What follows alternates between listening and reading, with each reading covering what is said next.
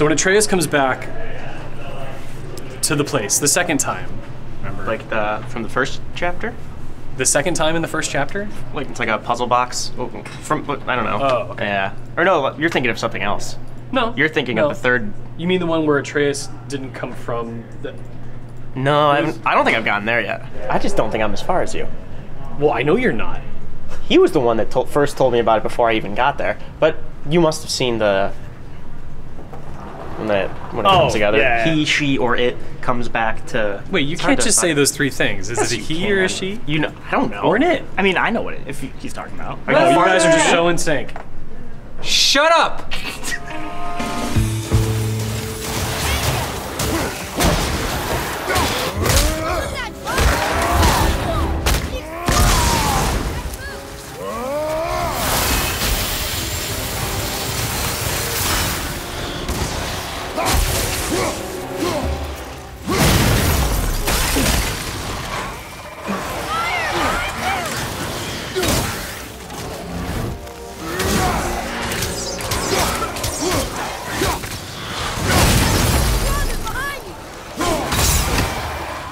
I came into the new God of War very skeptical of like sort of the changes they were making. I know I didn't really have a lot of like desire to play a new God of War like the old style God of War, but I also really wasn't that convinced by what I had seen in trailers leading up to this.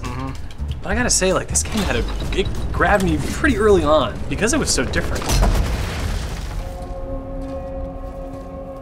Whoa, what is all this?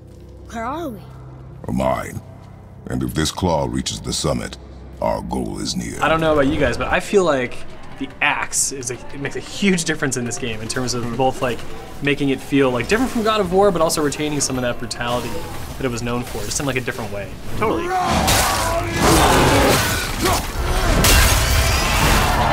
Yeah, like I think the big concern with the previous game's combat, when people talk about the previous games, I hear people say, oh, it was boring. What I think they mean by that is that it lacks like a depth where it's really easy to just mash like basic combos in those previous games and play it. Not that those games lack depth. I do still enjoy the combat of those previous games. But you attacked like in all directions at all times. Yeah, it was very easy to just kind of get into this rhythm of constantly hitting the button and like, oh, okay, I kind of spam my way through that fight. In this, it's not that it's necessarily more challenging, it's just that it's more demanding, where you really have to like be on like guard and like pay attention to what you're doing and be very deliberate in like the combos and buttons you are pressing. And I think it just like demands more focus. Yeah, that's the word I would use, deliberate. I mean, there obviously anytime you have something where like, I don't know, you start an attack animation and it can't be interrupted, people just compare it to Dark Souls, and I'm not going to do that, but people are saying that because whatever. People are saying that because obviously there's more intention behind what you need to do, or at least you need to consider your moves ahead of time, I think. With the axe, when you're using it, you can attack.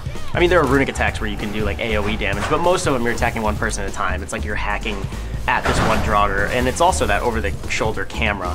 For the most part, obviously the whole game is shot from that one camera, like through cutscenes or whatever, but the actual combat I was skeptical of as well because I didn't think that would work super well, like targeting. Obviously, I didn't think it would target people well, but it does. And then, you know, you can swap between them, like whoever you have locked on. But it really does feel good, and I think immediately in the game, it started to just click right away almost.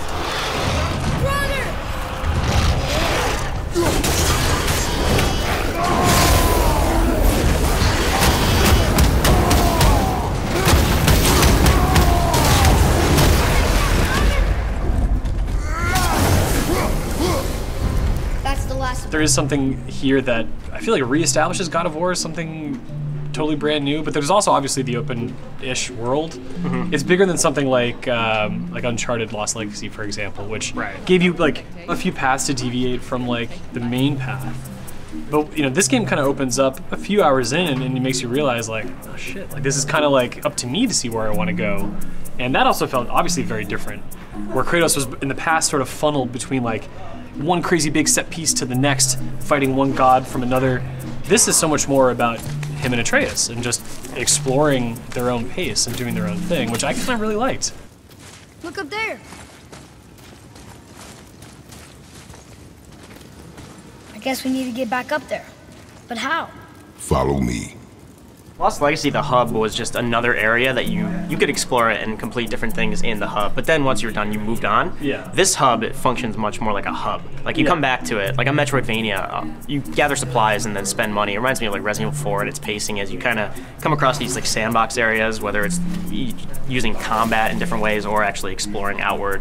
But I really like how you get more attached to this world right away, especially once it opens up and you know you're going to be coming back here with new abilities and new items that can get you to this secret area or this shortcut. And I think that works really well. Well, I really appreciate how the side missions flesh out like the sort of like Nordic mythology aspect of it. Yeah. That's something the other games were very much steeped in Greek mythology, but they kind of didn't do a good job explaining it. It sort of just assumed you knew who all these Greek characters were. This game kind of knows that people aren't maybe as familiar with sort of these myths and characters and relationships.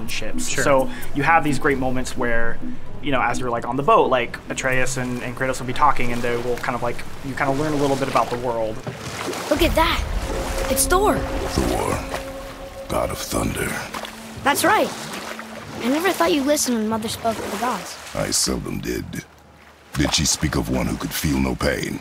Oh. That sounds like Baldur. Baldur. An Aesir god. Son of Odin and Frigg. And Odin is king. That's right. Why do you ask?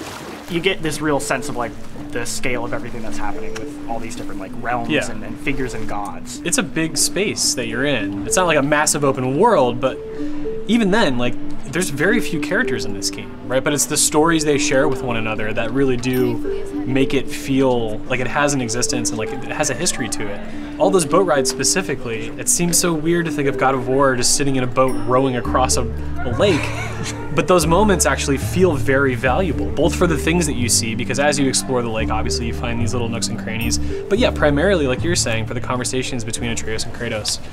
Maybe the next one will have more information. Keep your expectations low, boy.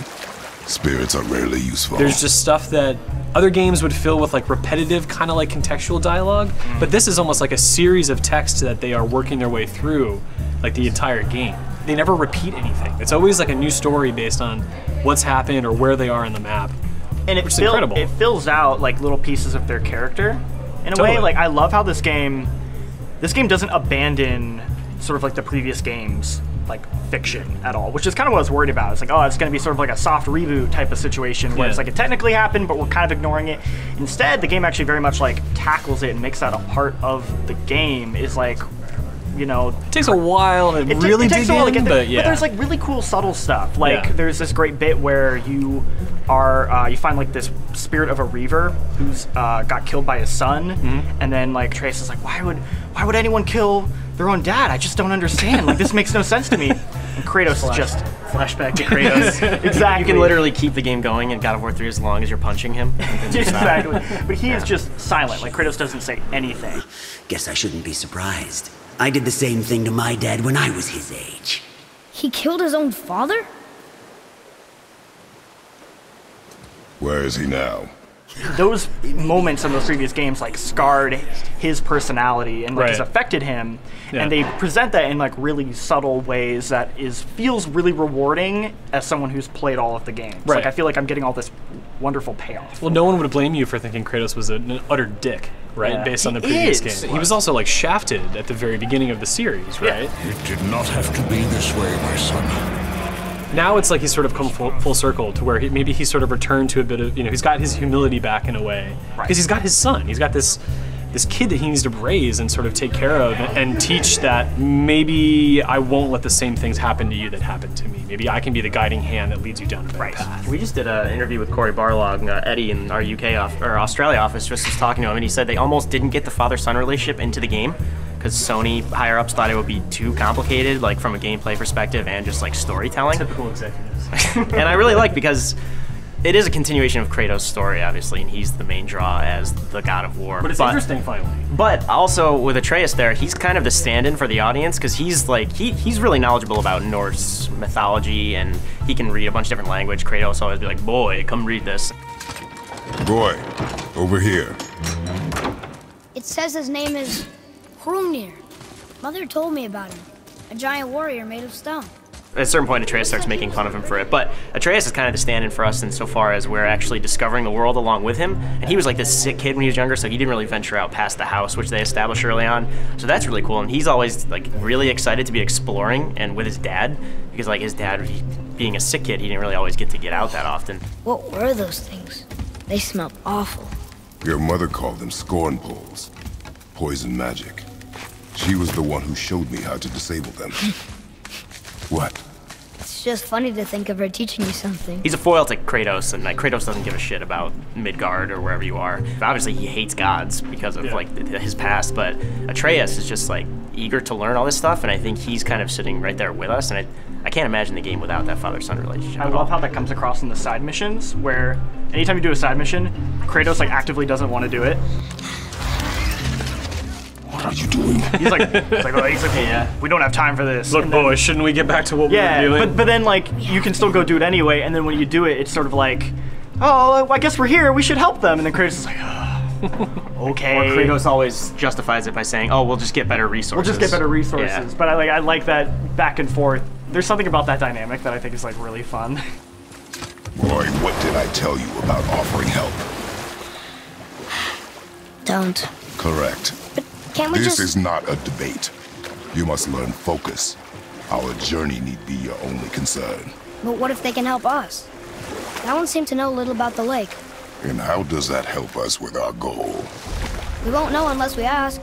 I'm really, really impressed with how well, I mean, it was a really Herculean task, no pun intended. You went to like take on the old trilogy of games, plus, you know, Chains of Olympus, Ghost of Sparta, to take that on and also like acknowledge that, but at the same time, pretty much do like a mechanic reboot, like in terms of its gameplay, it is a reboot almost, and to kind of balance those two things, and so far, like, you know, as the early hours I think do really well, it's pretty impressive, and I really like how, you know, Santa Monica has set it up for the rest of the game. Yeah, it's cool both from a perspective of it being a reboot, but also just as a game in 2018. Like, I haven't touched God of War since God of War 2. Maybe I played a little bit of 3, but I don't feel like I've missed out on anything. Like, I feel like Kratos really represents a specific point in time in video games, and like, we've definitely come a long way. And this is sort of like the best example of what we expect from like a first-party game today, and it was just made so well. And by that I mean like lots of money, lots of time and talent was put into this, and it seems like it's clearly paid off because the foundation is really that strong.